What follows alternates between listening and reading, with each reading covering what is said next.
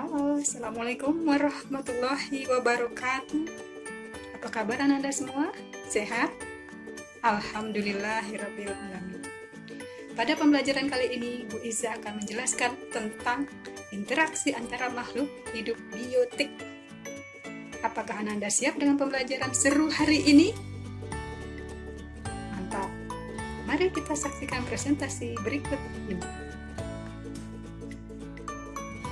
Interaksi makhluk hidup dan lingkungan. Interaksi makhluk hidup membentuk suatu pola. Tujuan pembelajaran: 1. Peserta didik dapat menjelaskan arti lingkungan. Kedua, peserta didik dapat menjabarkan pola-pola interaksi. Ketiga, peserta didik dapat menjelaskan konsep bentuk saling ketergantungan antara makhluk hidup. Keempat, peserta didik dapat membedakan rantai makanan dengan jaring-jaring makanan. Arti lingkungan. Lingkungan berasal dari kata environment yang memiliki makna the physical, chemical, and biotic condition surrounding an organism. Berdasarkan istilah tersebut, maka lingkungan secara umum diartikan sebagai segala sesuatu di luar individu. Segala sesuatu di luar individu merupakan sistem yang kompleks, sehingga dapat mempengaruhi satu sama lain. Lingkungan terdiri dari komponen biotik dan abiotik. Komponen biotik. Kata biotik berasal dari kata bio, artinya hidup. Komponen biotik artinya komponen yang berasal dari makhluk hidup. Komponen abiotik. Komponen abiotik berasal dari kata a, artinya tidak, dan kata bio, artinya hidup. Abiotik artinya komponen berasal dari benda tidak hidup. Contohnya adalah air, batu, cahaya matahari.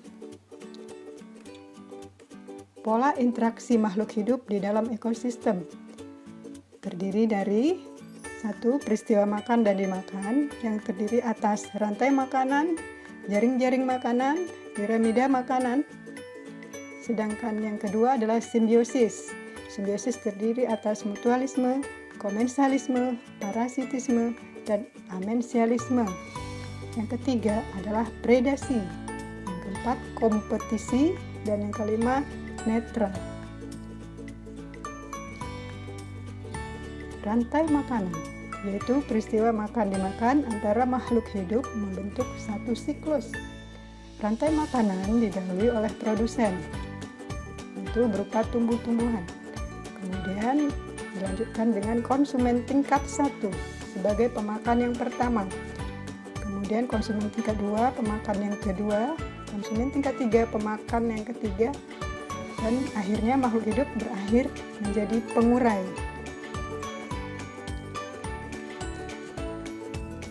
Berdasarkan produsennya, rantai makanan terbagi atas 1. Rantai makanan detritus, yaitu rantai makanan diawali dari detritus, yaitu serpihan organisme yang sudah mati. 2. Rantai makanan perumput, di mana rantai makanan diawali dengan tumbuhan. Perhatikan gambar di bawah ini. Rantai makanan yang pertama adalah gambar rantai makanan detritus, yaitu serpihan organisme yang telah mati dimakan oleh cacing, kemudian cacing dimakan oleh tikus. Contoh kedua dari rantai makanan perumput, yaitu diperlihatkan oleh gambar rumput dimakan oleh belalang, kemudian belalang dimakan oleh cicak, dan pada akhirnya cicak dimakan oleh burung. Jaring-jaring makanan, yaitu peristiwa makan-dimakan antara makhluk hidup yang terdiri dari lebih dari satu siklus, memiliki lebih dari satu konsumen dan lebih dari satu produsen. Dari gambar kita lihat ada burung elang ingin memangsa ular. Kemudian ada kupu-kupu menghinggapi bunga dan ada kelinci memakan wortel. Di sini terdapat lebih dari satu rantai makanan. piramida makanan, yaitu gambaran tingkat energi yang terkandung di dalam produsen dan konsumen. Dari gambar di bawah, lukisan piramida melukiskan produsen berada di dasar piramida karena memiliki energi yang terbesar yang diperoleh dari hasil fotosintesis, memproduksi energi.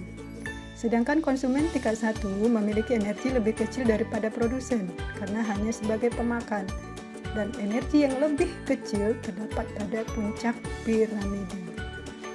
Puncak piramida mengerucut, itulah artinya dia memiliki energi yang paling kecil.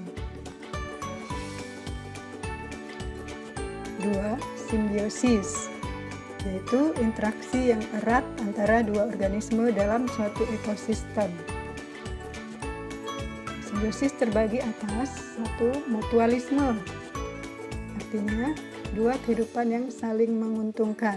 Contohnya kehidupan anemon laut dan ikan badut. Kedua, kerbau dan burung jalak. 3. Bunga dan kupu-kupu, serta lebah dan kupu-kupu yang memiliki hubungan saling menguntungkan. B. Komensalisme, yaitu di mana yang satu untung dan yang lain tidak dirugikan. Contohnya anggrek dan inangnya, ikan hiu dan ikan remora, tanaman paku dan pohon jati. C. Parasitisme, di mana satu untung dan yang lain rugi. Contohnya adalah benalu dan inangnya, serta tali putri dan inangnya. Di bawah terdapat gambar manusia dan cacing. Cacing yang menggerogoti manusia dianggap benalu karena dia mengambil makanan yang ada di dalam tubuh manusia.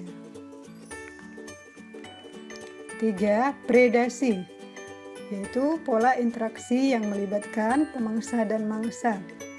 Dari gambar di bawah dapat dilihat sebagai pemangsa adalah harimau dan yang dimangsa adalah kijang. Antibiosis. Antibiosis adalah interaksi antara makhluk hidup di mana yang satu menghambat pertumbuhan yang lainnya. Misalnya penisilium dan rumput laut mempunyai zat metabolisme sekunder yang bisa menghambat pertumbuhan makhluk hidup lain. Terakhir adalah pola interaksi bernama netralisme, artinya pola interaksi yang tidak mempengaruhi satu sama lain. Contohnya ayam dan kucing tidak saling bermusuhan. Demikian materi bab 2 tentang interaksi makhluk hidup membentuk pola. Terima kasih telah hadir.